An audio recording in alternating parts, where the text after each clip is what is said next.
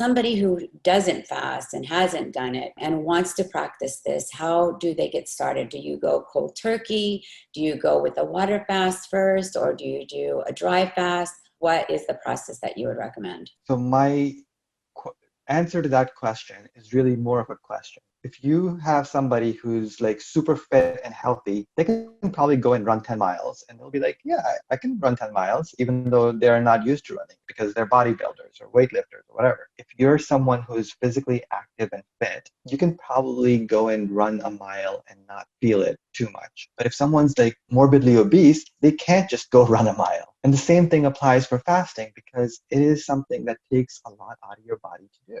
It's a significant strain on the human body if you're not used to it. But as you get more and more accustomed, you get better at it. So it's really a process of just training your body and controlling what you're doing.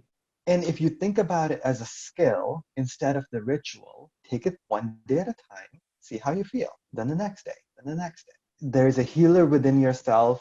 Let the healer guide you.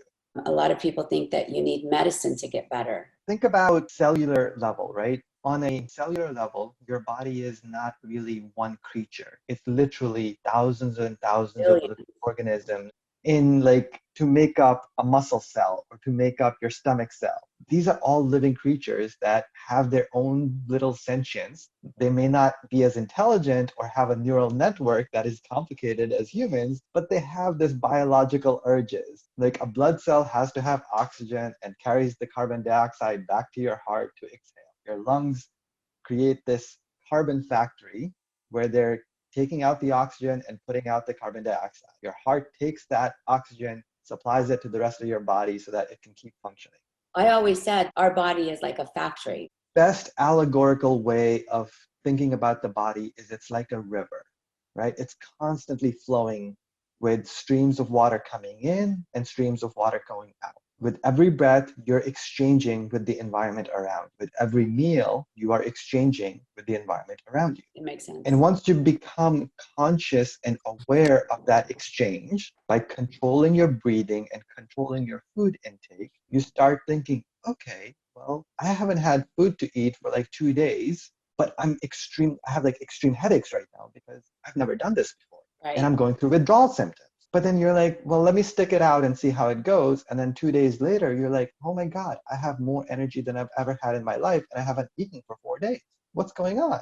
I have been at that point where if I don't eat, I get a headache. So naturally, your body's telling you that you need to eat or that you're dehydrated. You're saying just try to go past that and you will get over that and you'll have more energy as well. Eventually, your body will find a balancing point. There's this fasted state where your body is purely living on its own fuel reserves. And in that state, you have greater mental clarity and you have greater physical ability. Is it like an enlightenment experience? I mean, to get past that where you have a headache and you're no longer eating and you're going days without food or water and you're feeling energetic.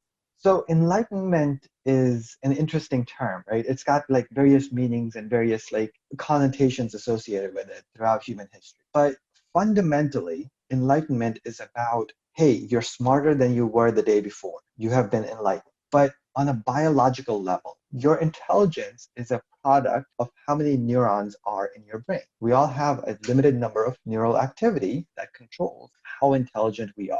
And that is defined by a lot of different factors, from genetic to upbringing to environment to everything in between. So on a biological level, you're creating more neurons and more synaptic activity that you can see under an MRI. And that's been proven by various neurosurgeons and various researchers. So from an enlightenment perspective, if you were biologically smarter by having gone through this process, would that not be a form of enlightenment? To say, hey, I'm actually able to think a little bit better than I was the day before. It's pretty incredible.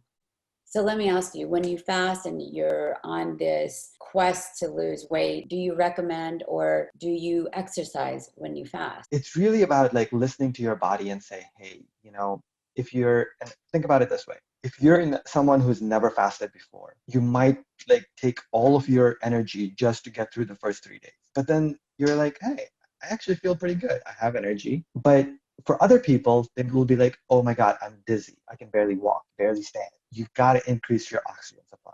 That means you got to be able to take more breaths than you were taking before, because all of your energy is coming from the oxygen that you breathe, metabolizing the fat reserves in your body. So the more you breathe, the more fat you will have to process. So you'll have higher energy if you take deeper breaths. Go to part 5 of this video to learn how to teach your cardiovascular system to increase your oxygen consumption for maximum mental capacity and much more.